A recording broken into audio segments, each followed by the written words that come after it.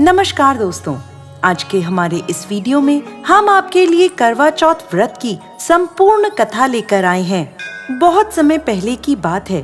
किसी साहूकार के 7 बेटे थे और उनकी एक बहन करवा थी।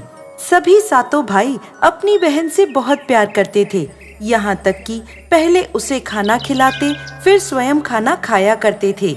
एक दिन जब करवा चौथ का व्रत आया तो करवा अपने ससुराल से मायके आई हुई थी।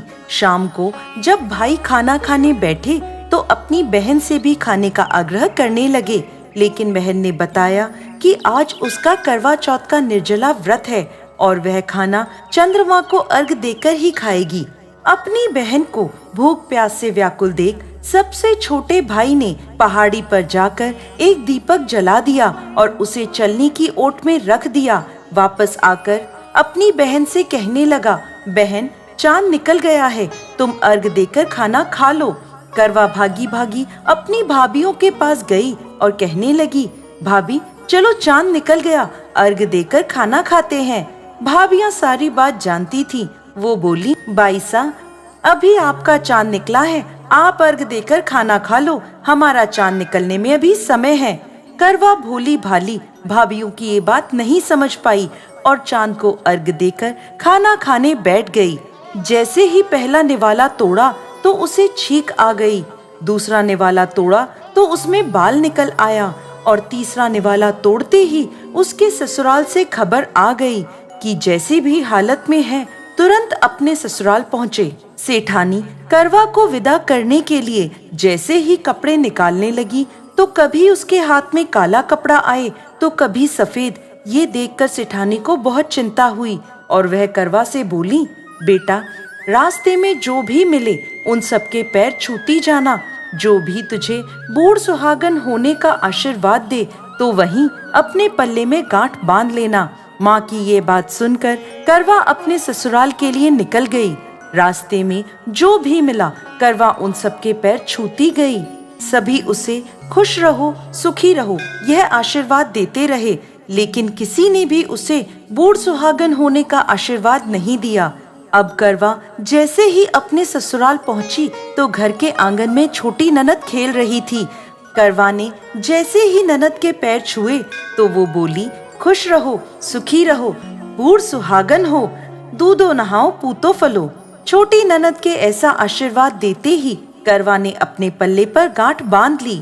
जैसे ही वो अंदर गई तो देखती है आंगन में उसके पति का शव रखा था और उसे ले जाने की तैयारी की जा रही थी।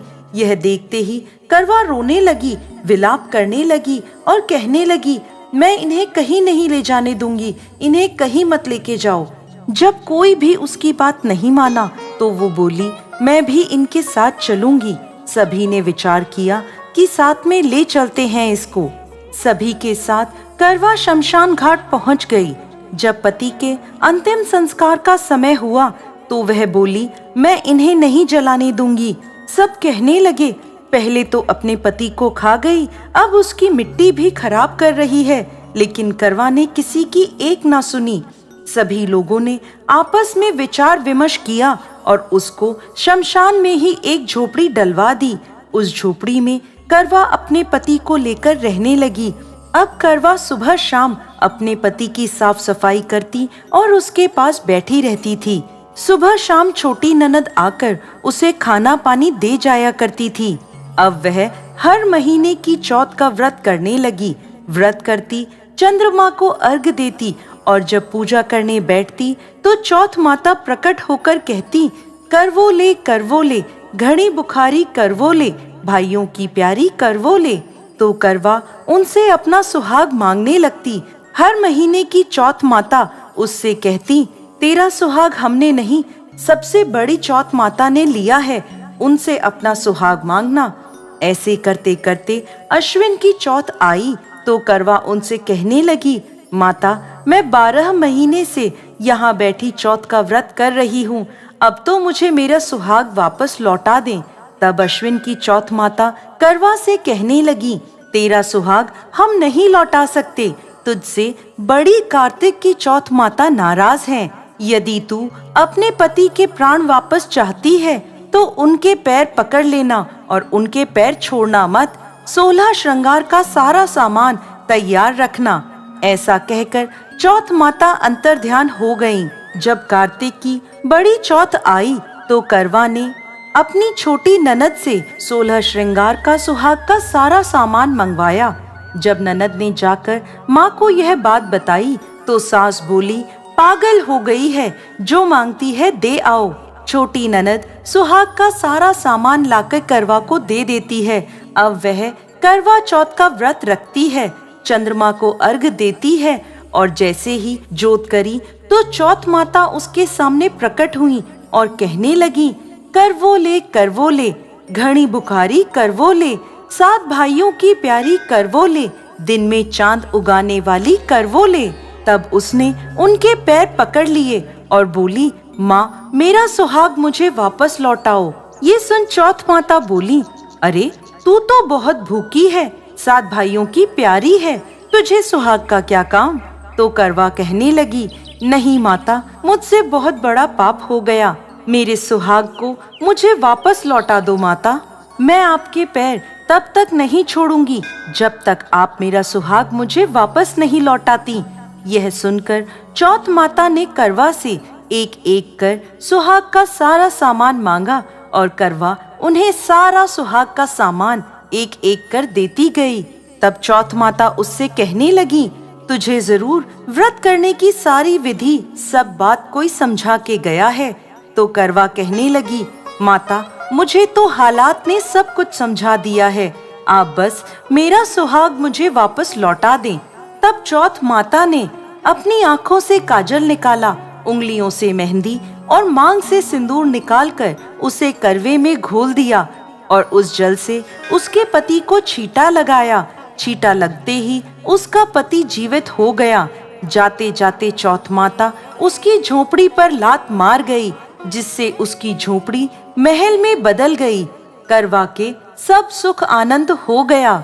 शाम को जब छोटी ननद भाभी के लिए खाना लेकर आई तो देखती है कि भाभी की झोपड़ी तो कहीं है ही नहीं, उसकी जगह एक बड़ा सा महल खड़ा है। उधर करवा खिड़की में बैठी छोटी ननद के आने की प्रतीक्षा कर रही थी। छोटी ननद को आता देख करवा दौड़ी दौड़ी उसके पास गई और कहने लगी, देखो बाईसा, आपका भाई जीवित हो गया। घर जाओ और माता जी से कहो कि गाजे बाजे के साथ हमें लेने आए। छोटी ननद दौड़ी दौड़ी माँ के पास गई और कहने लगी, माँ भाई जीवित हो गया। माँ कहने लगी, अब तक तो वो भाभी ही थी, अब तेरा भी उसके साथ साथ दिमाग खराब हो गया है।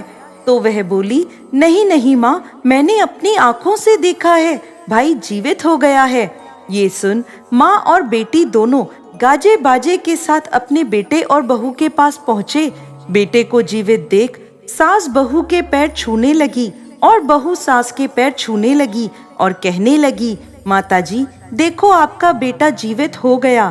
तो सास बोली, बहू मेरा बेटा नहीं, तेरा पति जीवित हो गया। मैंने तो साल भर पहले ही इसका अंतिम संस्कार कर दिया था, ये तो तेरे भाग्य से वापस आया है। हे चौथ माता, जैसी पहले साहूकार की बेटी के साथ करी वैसी किसी के साथ मत करना, और बाद में जैसे करवा के पति को लंबी आयु दी वैसे ही इस कथा को कहने वाले, सुनने वाले और हुंकारा भरने वाले सब पर कृपा करना। जय चौथ माता।